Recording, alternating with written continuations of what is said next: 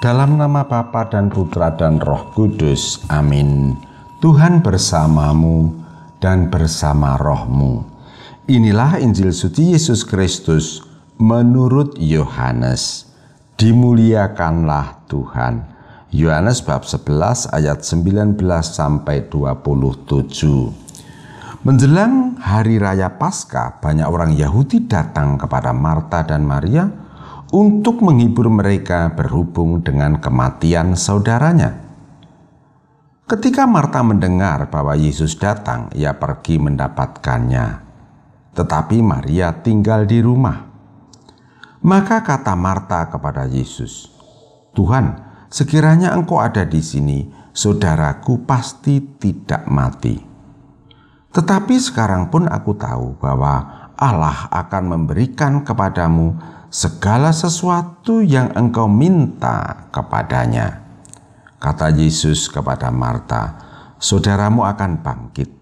Kata Marta kepadanya, "Aku tahu bahwa ia akan bangkit pada waktu orang-orang bangkit pada akhir zaman." Jawab Yesus, "Akulah kebangkitan dan hidup. Barang siapa percaya kepadaku, ia akan hidup walaupun sudah mati. Dan setiap orang yang hidup serta percaya kepadaku tidak akan mati untuk selama-lamanya. Percayalahkah engkau akan hal itu?" Jawab Marta, "Ya Tuhan, aku percaya bahwa engkau Mesias, anak Allah, Dia yang akan datang ke dalam dunia." Demikianlah sabda Tuhan. Terpujilah Kristus. Saudari-saudara yang dikasihi Tuhan dan saya gemateni, renungan harian saya pada tanggal 29 Juni 2020 pada peringatan Santa Marta, saya beri judul Inspirasi dari Santa Marta. Sebelumnya, salam sehat, jangan lupa bahagia. Saudara-saudara, kita mempunyai dua kisah tentang Marta. Kisah pertama ialah ketika Yesus dan murid-muridnya berkunjung ke rumah mereka. Waktu itu, Marta sibuk melayani, sedangkan Maria duduk di kaki Yesus dan terus mendengarkannya. Seperti yang dapat kita baca dalam Lukas 10 ayat 38 sampai 42. Dengan hati yang menahan marah dan jengkel, Marta berkata kepada Yesus, "Tuhan, tidakkah engkau peduli saudaraku membiarkan aku melayani seorang diri? Suruhlah ia membantu aku." Lalu jawab Yesus, "Marta, Marta, engkau khawatir dan menyusahkan diri dengan berbanyak perkara. Tetapi hanya satu saja yang perlu. Maria telah memilih bagian yang terbaik, yang tidak akan diambil daripadanya." Sesudah itu tidak ada informasi apakah Marta masih jengkel atau marah, atau kemudian Maria membantunya. Tetapi sangat besar kemungkinan bahwa dengan jawaban Yesus itu, sebenarnya Yesus mengetahui apa yang terkandung dalam batin Maria. Rupanya Yesus tahu bahwa batin Marta.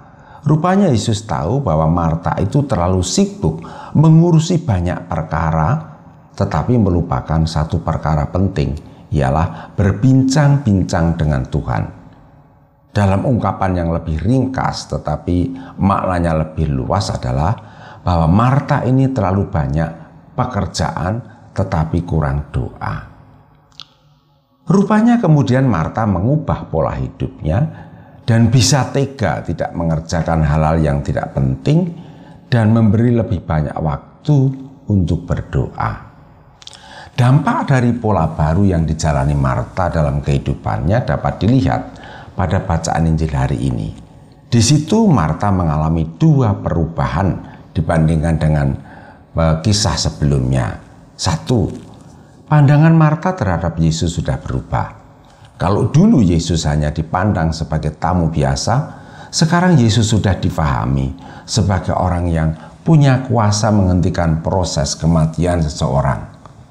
"Tuhan, "Seandainya engkau ada di sini, saudaraku pasti tidak mati," kata Marta.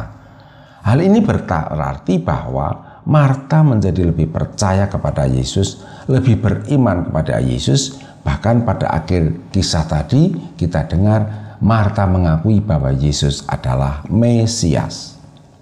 2. Karakter Marta juga berubah. Semula Marta termasuk orang yang mudah marah, mudah jengkel.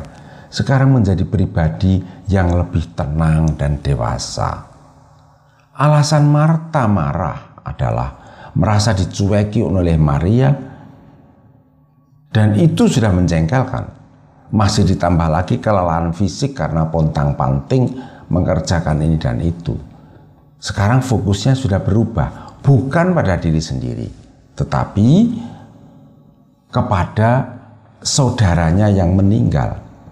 Bisa diduga ketika Lazarus sakit, Martalah yang banyak melayani dia, sehingga dia tahu prosesnya sampai membayangkan kedatangan Yesus yang menyelamatkan.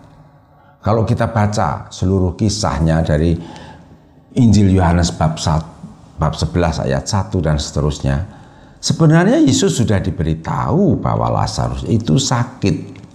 Tetapi Yesus tidak segera pergi, malah menunda kedatangannya. Terhadap hal ini Marta tidak lantas marah dan menyalahkan Yesus, tetapi mengungkapkan kepercayaan kepada Yesus. Saudari-saudara, Marta telah mengubah ritme hidupnya sesuai dengan saran Yesus, dan Marta mengalami perubahan. Mari kita lihat lagi seberapa banyak kita menyediakan diri untuk berdialog dengan Tuhan, seberapa banyak waktu yang kita sediakan untuk berdoa. Kalau Marta sudah tega menyeimbangkan waktu kerja dan waktu doa, mungkin Anda pun bisa melakukannya. Soalnya tega dan tidak tega kok. Amin. Kemuliaan kepada Bapa dan Putra dan Roh Kudus, seperti pada permulaan, sekarang, selalu, dan sepanjang segala abad. Santa Maria Fatima, doakanlah kami. Dan semoga kita selalu mengalami berkat Allah yang Maha Kuasa, Bapa, Putra, dan Roh Kudus. Amin.